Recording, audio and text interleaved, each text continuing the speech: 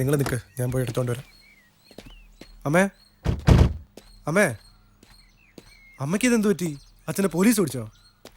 എങ്കിൽ വേണ്ടിയില്ലായിരുന്നല്ലോ, അങ്ങനെയെങ്കിലും ഒരു സമാധാനം ഉണ്ടായേനെ. എന്താ മോളെ, എന്തെങ്കിലും പ്രശ്നമുണ്ടോ? സവിതേച്ചിയും ഭർത്താവും വന്നിരുന്നു.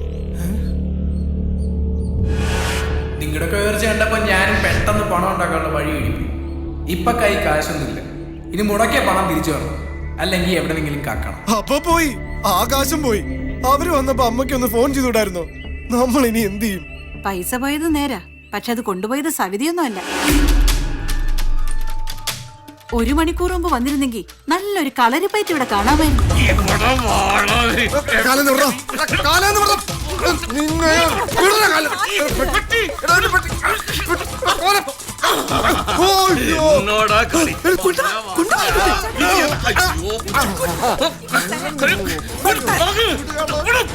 ഇരുപത്തഞ്ച് വർഷം രാവും പകലും ഇല്ലാതെ ഉറപ്പൊഴിച്ച് കടം വാങ്ങിയും പലിശ കൊടുത്തും കേസ് നടത്തുണ്ടാക്കിയ പണം ഇതങ്ങനെ ആർക്കും വിട്ടുകൊടുക്കില്ലടാ. 25 വർഷം നിന്റെ പെങ്ങളെ സഹിച്ചത് എനിക്ക് കിട്ടേണ്ട പണം ഇത്. ഇതല്ല മുഴുവൻ കിട്ടണം. അയ്യോ,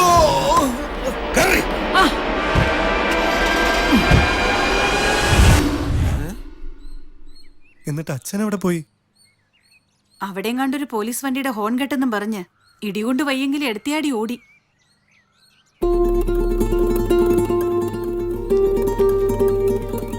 സവിതയെ ഞാൻ വഴക്കൊന്നും പറഞ്ഞില്ല. കൊച്ചു എന്റെ കാലിൽ വീണ് കുറെ കരഞ്ഞു, മാപ്പെന്നൊക്കെ പറഞ്ഞു. 3-4 മാസം ഒരു ചെക്കന്റെ കൂടെ കഴിഞ്ഞ പെണ്ണിനോട് അവനെ കളഞ്ഞിട്ടേക്ക് വാടിയെന്ന് പറയുന്നത് ശരിയാണോ? ഇനി എന്ത് ചെയ്യും? ജാനകിയോട് എല്ലാം പറയാം. എനിക്ക് വയ്യ, നിങ്ങൾ പറഞ്ഞോളൂ. ഒരുപാട് പ്രധാനപ്പെട്ട കാര്യങ്ങൾ പറയാനുണ്ട്, അത്യാവശ്യമായിട്ട് കാണണം, അതൊന്ന് ഓഫീസിൽ വെച്ച് വേണ്ട എന്നൊക്കെ പറഞ്ഞ് വിളിപ്പിച്ചിട്ട് 3 പേരും മത്സരിച്ച് മൗനവ്രതം എടുക്കാണോ?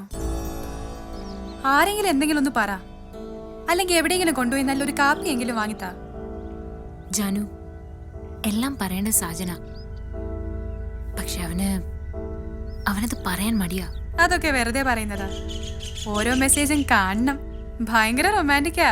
ഒരു പെണ്ണിനെ ലൈനാക്കി വെച്ചിട്ട് അവളെ കല്യാണം കഴിക്കാൻ പോകാന്ന് പറയാൻ എന്തിനാ മടി? എങ്കി പറയണ്ട, സാജനും പറയണ്ട, മറ്റു 2 മൂർത്തികളും പറയണ്ട. ആ കുട്ടി ഇന്നലെ എന്നെ വിളിച്ചിരുന്നു. സാജന്റെ ആ പഴയ നളിനി എല്ലാ പ്രശ്നങ്ങളും സോൾവ് ചെയ്തെന്നും ആ കുട്ടി എന്നോട് പറഞ്ഞു. ജാനകി, ഞങ്ങൾ പറയാൻ വന്ന അതല്ല. എന്റെ വീട്ടിലെ പ്രശ്നല്ലേ, ആ കാശിന് കിട്ടുമെന്ന് തോന്നുന്നില്ല. അത് കിട്ടിയവരതുകൊണ്ട് സുഖമായി ജീവിക്കട്ടെ. ഇപ്പോൾ എൻ്റെ വീട്ടിലെ ഏറ്റവും വലിയ പ്രതീക്ഷ എന്ന് പറയുന്നത് എൻ്റെ വിവാഹമാണ്. ഒരുപാട് പണമുള്ള ഒരു മനുഷ്യന് കൂടിയുള്ള ജീവിതം, അതൊരു പക്ഷേ എൻ്റെ കുടുംബത്തിന് വലിയൊരു സഹായമാവും. അത് മാത്രം മതി.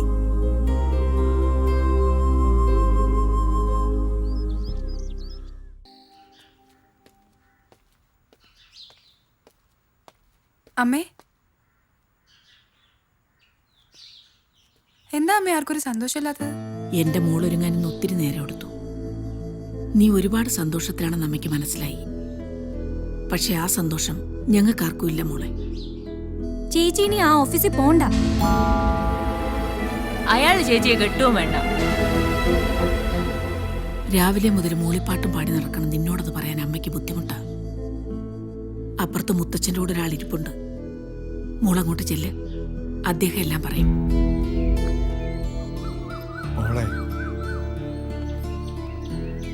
ഇദ്ദേഹം ചില കാര്യങ്ങളൊക്കെ എന്നോട് പറഞ്ഞു. അതൊന്നും സത്യമാവരുത് എന്നാണ് ഞാൻ ആഗ്രഹിക്കുന്നത്.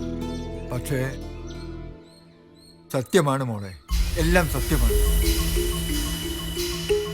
നിങ്ങൾ വിറ്റ വീടും പറമ്പും വാങ്ങിയത് എൻ്റെ മകളാണ്. 1.5 കോടി രൂപ അവൾ തന്നു. പക്ഷേ അത് നിങ്ങളുടെ കയ്യിൽ എത്തിയില്ല.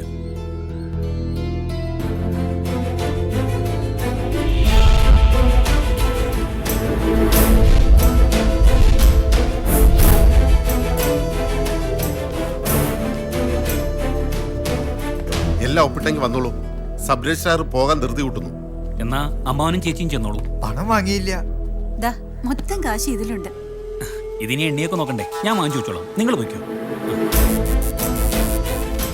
മാഡം കൂടി അകത്തേക്ക് ചെല്ലണം. വാങ്ങുന്നവരും വിൽക്കുന്നവരും വേണമല്ലോ.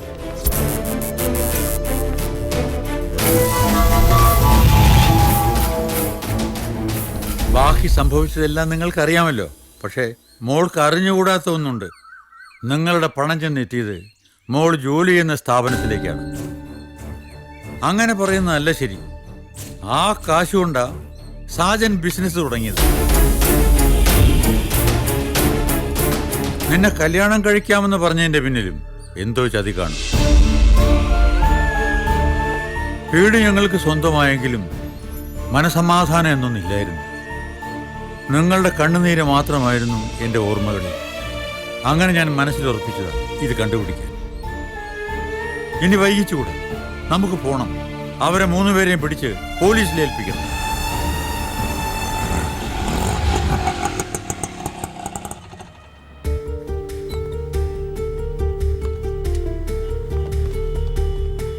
ഇന്നെന്താ ഓഫീസ് അവധിയാണ്? ഇന്നല്ല സാറേ, 2 ദിവസമായിട്ട് പ്രശ്നങ്ങളാ. ഈ 3 പിള്ളേരും ശരിയല്ലെന്നാ ഇപ്പൊ ആളുകൾ പറയുന്നത്. പൈസ എവിടെന്നോ പിടിച്ചു പറിച്ചതാണെന്നോ കട്ടതാണെന്നോ ഒക്കെ കേൾക്കുന്നത്. ഇന്നലെ വക്കീലന്മാരും പിന്നെ ആരൊക്കെയോ. ഞാൻ പുറത്തുള്ള ആളല്ലേ, അതുകൊണ്ട് വ്യക്തമായി ഒന്നും മനസ്സിലായില്ല. അകത്തെ ജോലിക്കാർ പറഞ്ഞതിന്ന് മനസ്സിലായത് കമ്പനി പൂട്ടിയെന്നാണ്.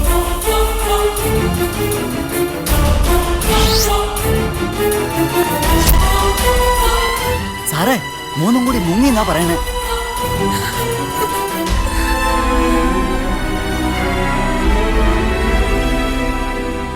വന്നു.